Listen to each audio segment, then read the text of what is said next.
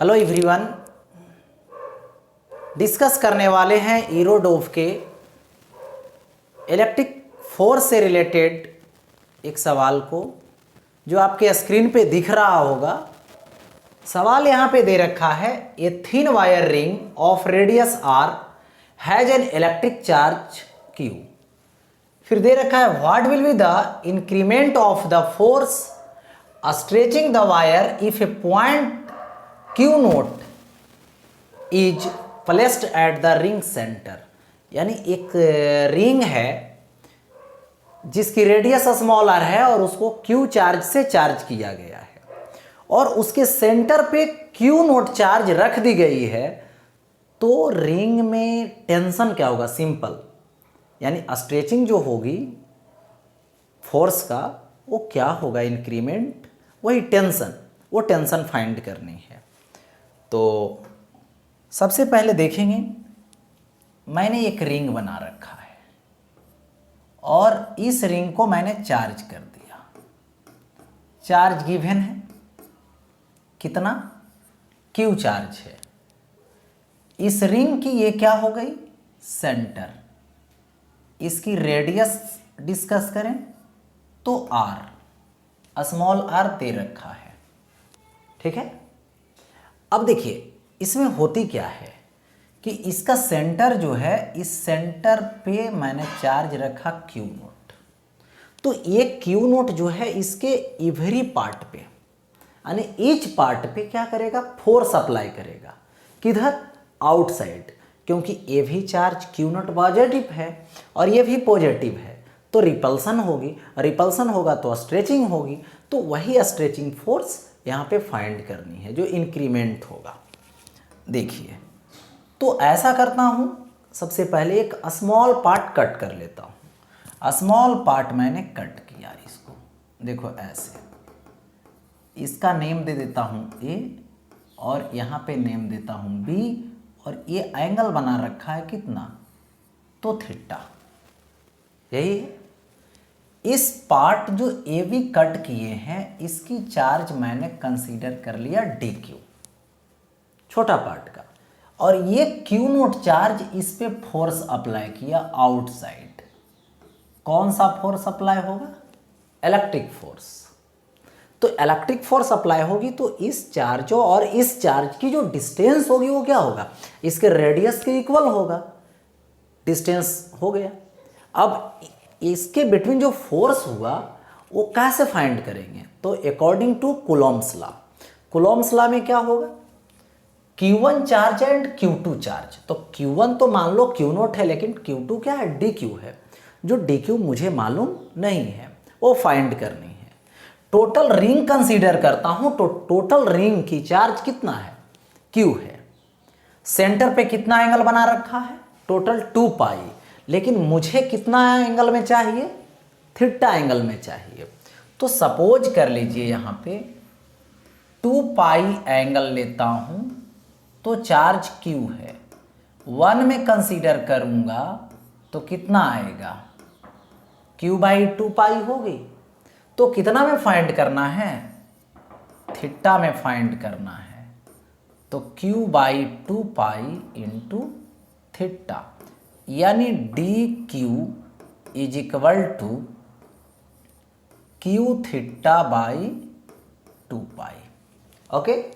तो अब यहाँ पर मैं कूलॉम्स लॉ लगा दूँ इलेक्ट्रिक फोर्स के लिए, तो F E is equal to K constant Q1 यानी Q नोट, और ये क्या? D Q by distance square, यानी रेडियस का स्क्वायर मैंने दे रखा है।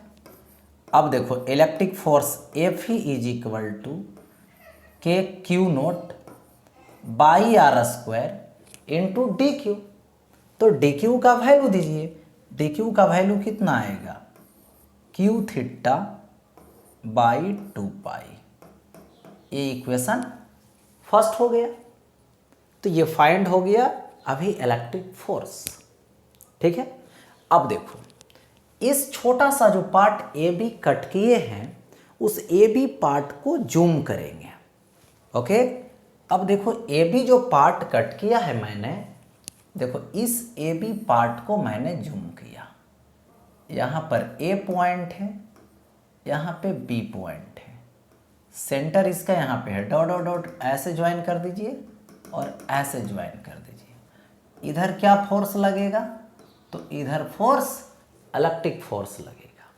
तो इस पार्ट को इलेक्ट्रिक फोर्स आउट करना चाह रहा है, लेकिन देखो इस पॉइंट और इस पॉइंट को कंसीडर किया मैंने, तो यहाँ पे क्या होगा, उसको उधर जाने से टेंशन बचाएगा, टेंशन अपोज करेगा वहाँ पे स्ट्रेचिंग के रूप में। देखो तो यहाँ पे क्या होगा, टेंजेंशियल फोर्स लगेगा, टेंशन टेंशन टी, और इधर टेंजेंशियल टेंशन टी।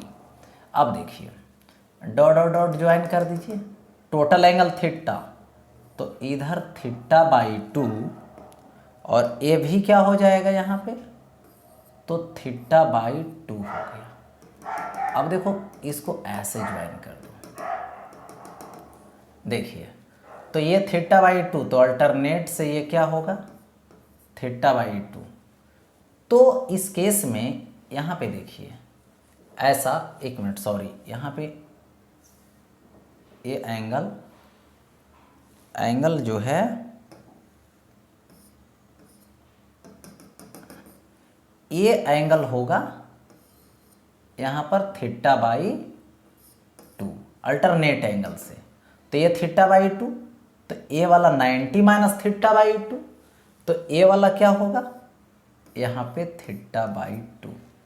तो इस केस में टेंशन की दो कंपोनेंट, एक इधर होगी जो टी साइन थीटा बाई 2 होगा, जिधर एंगल नहीं बना रहा है, ये एंगल इधर नहीं बना रहा है तो साइन में ब्रेक होगा, और इधर कॉस में तो टी कॉस थीटा बाई 2।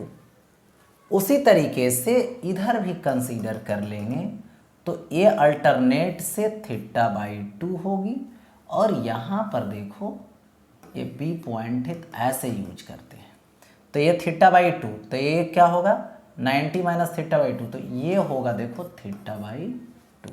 तो इधर क्या होगा, इधर होगा टी कॉस थीटा बाई 2, ये थीटा बाई 2 है, ठीक है, कॉस थीटा बाई 2 नहीं, कॉस को नहीं डिवाइड कर रहा है, ओनली एंगल को। अब इधर देखिए इधर क्या आएगा, टी आएगा, और ये sign theta by 2, theta by 2।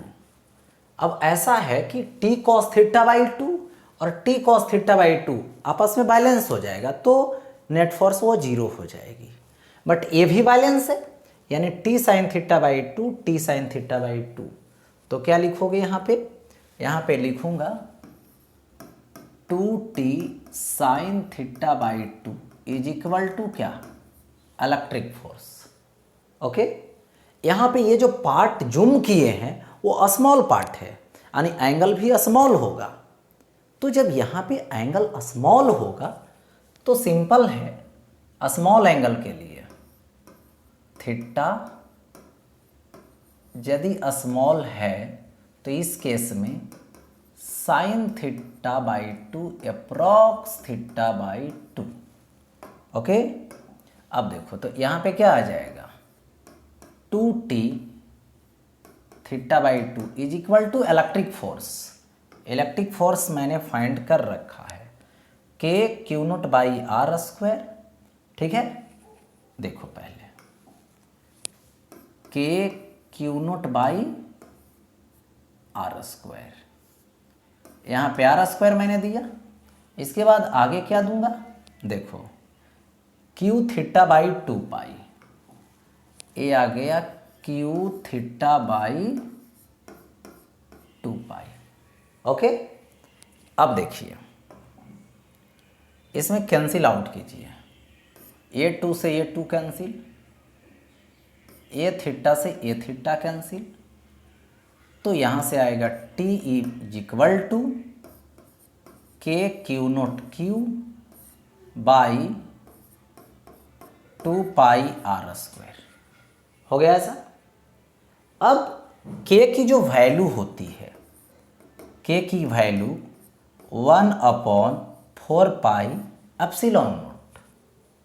तो जब यहाँ पे लाके मैंने पुट करूँगा तो क्या आ जाएगा, so T is equal to 1/, देखो ये आएगा के का वैल्यू, तो यहाँ पे हो जाएगा 8 pi square epsilon naught Q naught Q by R square.